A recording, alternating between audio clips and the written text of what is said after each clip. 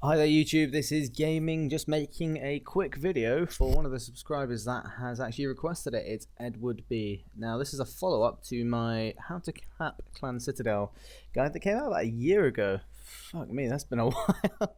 Yeah, well I suppose when you don't make a lot of content, or at least regular content, you're going to expect it to take a little while. So what he's asked me for is to give you a bit more, well, in-depth upgrading of the Citadel, best way about going about it, and obviously best way about growing your Citadel.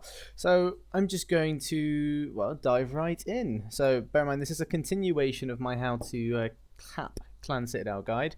It's more like a micromanagement type of thing. So, right, let's just go over the brief basics. So you've got all your resources here, from timber all the way down to summoning familiars. Yeah, I think that's the basics of it.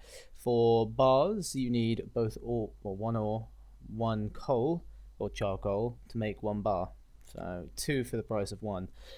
Summoning is the best thing you can do, so you can only cap 10% of your cap on it. So if you've got, as you can see, a 1,700 resource cap, sorry about that, it will be 170 of your cap will go towards summoning. Now the beauty of summoning is the fact that the resource that you get in summoning doesn't actually count. Think of it more as a variable, an X quantity.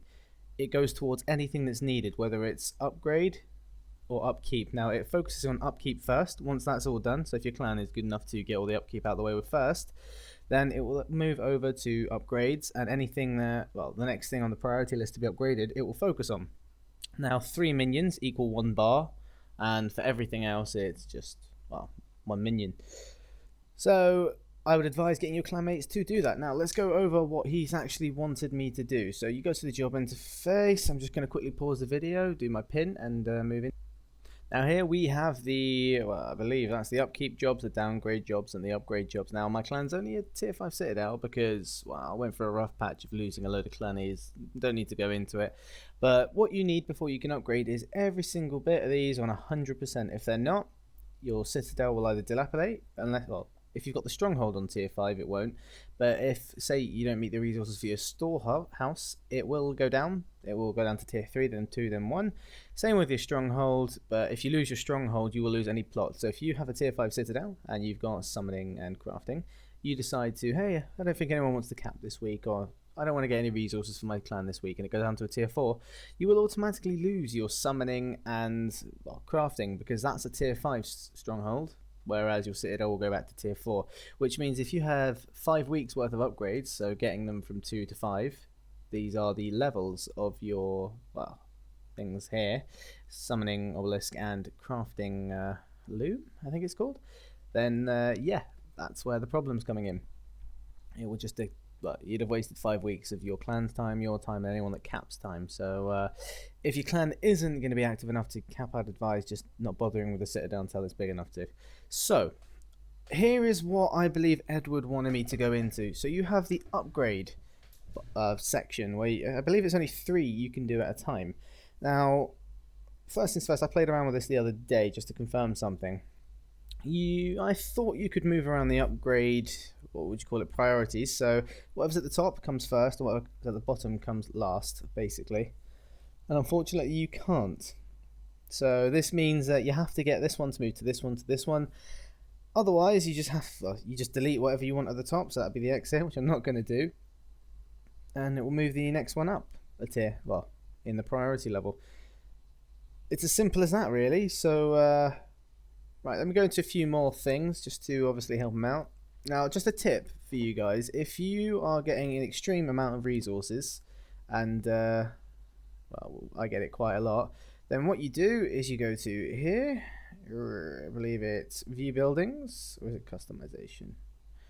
You can go to things like Build Over Small Evergreen, Grand, Upgrade It, etc. This is what we call a resource sink. So all your resources will go into it, and none will be wasted. So if you think you guys are getting 15,000 timber, 3,000 stone, and 1.5 thousand precious bars, then make sure you do this in the background so that this gets upgraded and your resources aren't wasted. Otherwise, what ends up happening is they spoil. Now, I can't give you the exact amount that spoils because unfortunately I'm not the Rune Wiki, but you keep a percentage of each of your resources as long as your storehouse is obviously of a higher tier. Now, the higher your tier, the more you can cap and the more resources it looks after. Now, the ones it primarily looks after is the food rations, the cloth, and the timber. Now, any ore that you have, and the stone, and any ore that you have will go, any charcoal you have will go. That doesn't carry over, unfortunately. However, you do keep a small section of your bars up to a certain amount. So if you do go over, they'll only move over to the next upgrade. So make sure you use them up the next week. So that's pretty much all there is to the Citadel, really. You can change it from daytime to nighttime. If you go to your quartermaster, you can change your build tick. It'll extend it, but it will cost you all of your upkeep. So as long as you've got all your upkeep and you want to extend your building by, say, 5 days, you can do it. This is very handy if you don't think that your clannies are going to do any capping that week. So look, move tick here. Also not going to do that just for the sheer fact that, well, we've been working hard and in 2 days we'll finally get the summoning and crafting obelisk back. Now, there are a few new features that you can actually check out on the clan page. So if you go to clan settings, there is open clan broadcast settings.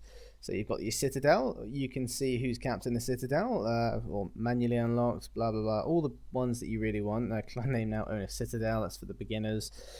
Clan theatre, etc. The main ones that you're going to want are avatar, join and leave. So has joined the clan, has left the clan.